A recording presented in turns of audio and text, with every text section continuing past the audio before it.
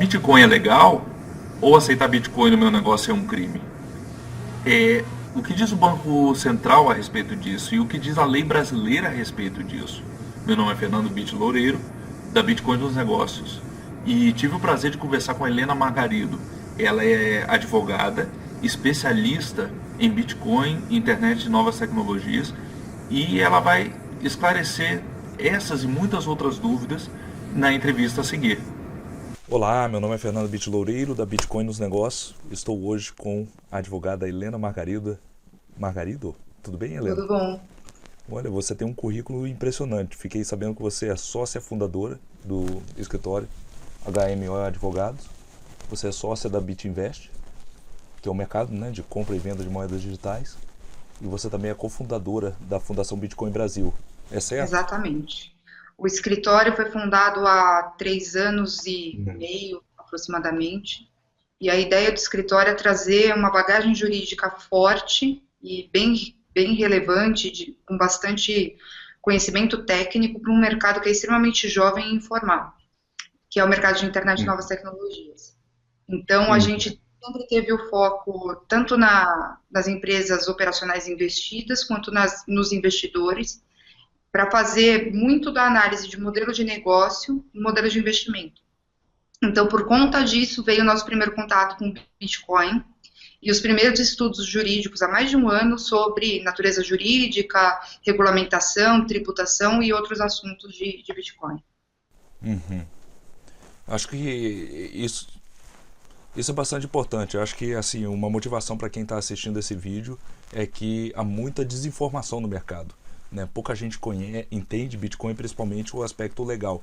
Então, conversando com empresários, muitos, Helena, quando ouvem falar de Bitcoins, ainda ficam preocupados se é legal ou como fazer para receber e usar dentro da lei, né?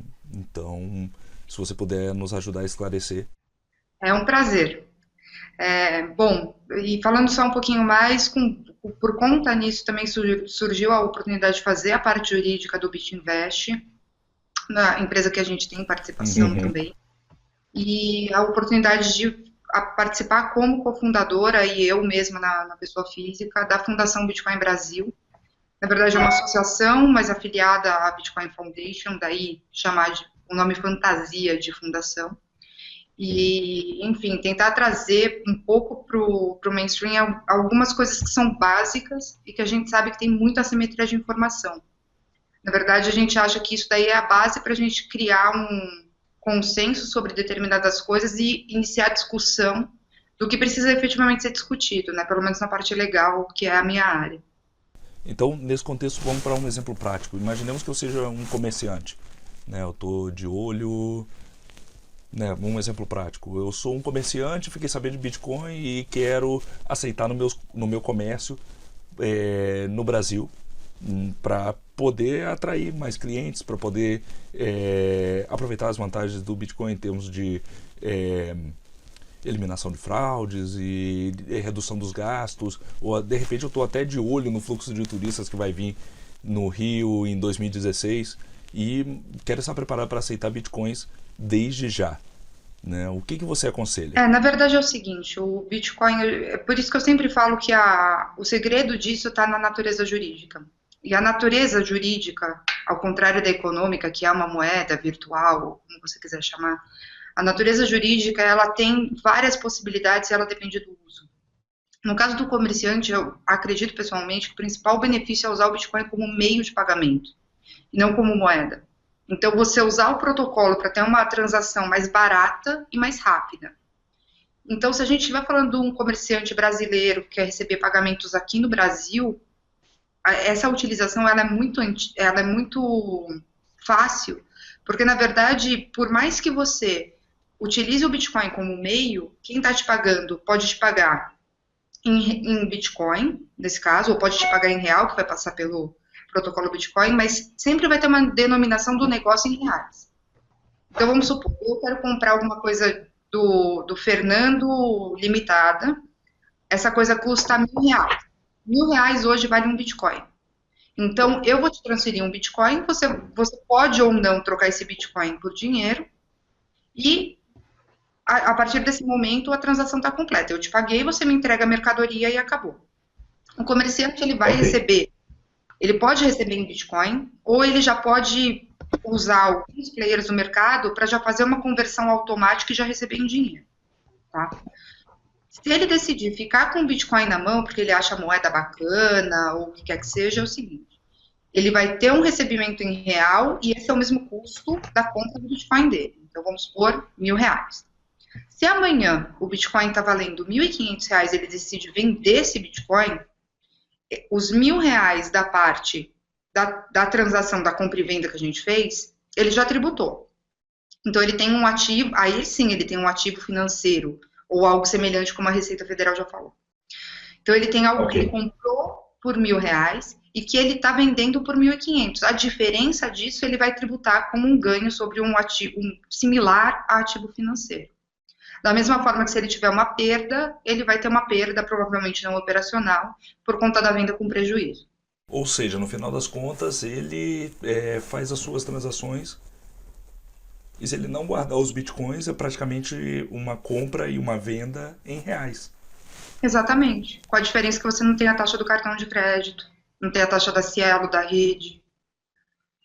O Bitcoin, dependendo do número de confirmações que você precisa, você consegue fazer a transação com praticamente zero. Então, resumindo, pode ser uma transação grátis.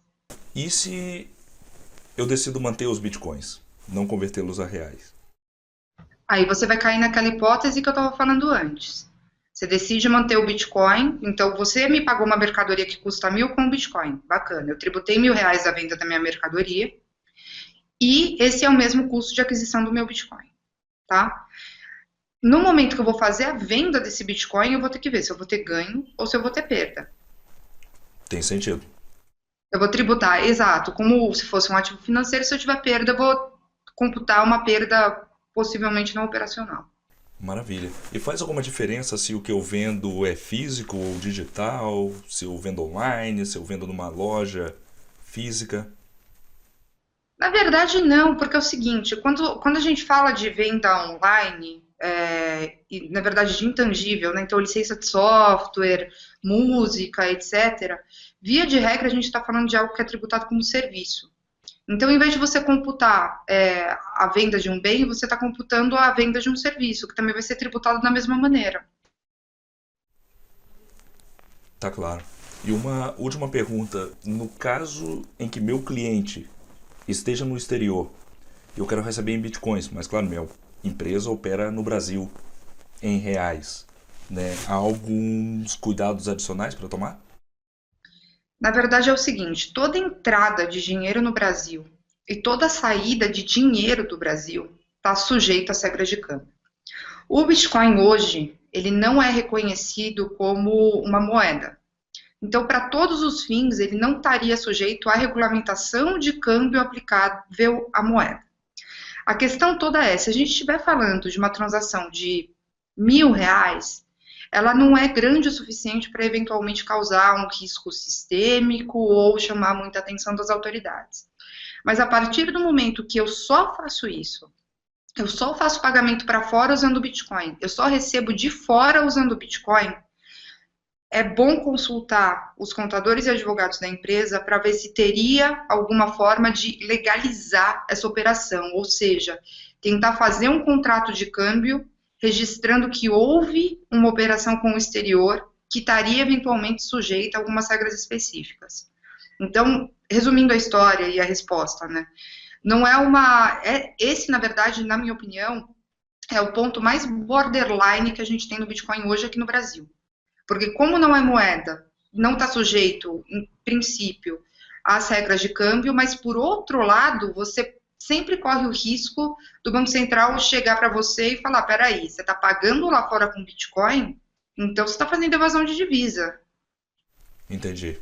Enfim, uma série de outras alegações que podem ser feitas. E o cuidado, na verdade, que se deve tomar é esse, tentar abrir diálogo com as instituições que fazem fechamento de câmbio, com o próprio Banco Central. Eles têm abertura para isso, eles têm abertura para esse tipo de discussão. e, enfim, tentar obter o parecer deles, que vai ser aplicável no caso a caso. Depende da empresa, depende do valor, depende se o dinheiro está entrando ou se ele está saindo do país e etc. Interessante. Você falou que Bitcoin não é reconhecido ainda como uma moeda.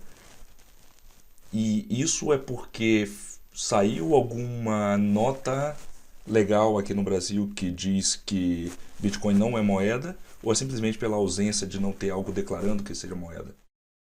Na verdade é o seguinte, no Brasil, e isso é bom entender para tudo que a gente está falando, a gente tem um negócio chamado princípio da legalidade. Então, nós, particulares, a gente pode fazer tudo que a lei não proíbe, tá? Não existe nada proibindo transações em Bitcoin no Brasil. Muito pelo contrário, tem parecer do Banco Central dizendo que eles, por enquanto, não regulamentam.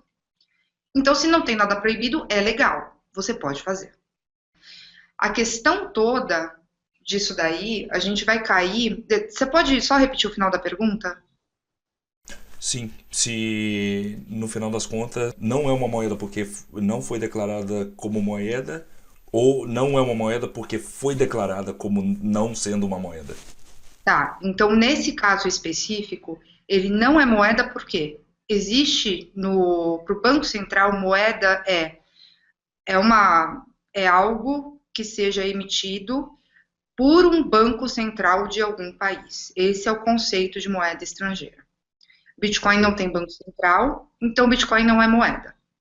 E mesmo se tivesse banco central, não seria de algum país. Então, como a análise é sempre estrita, você também não cairia no conceito de moeda.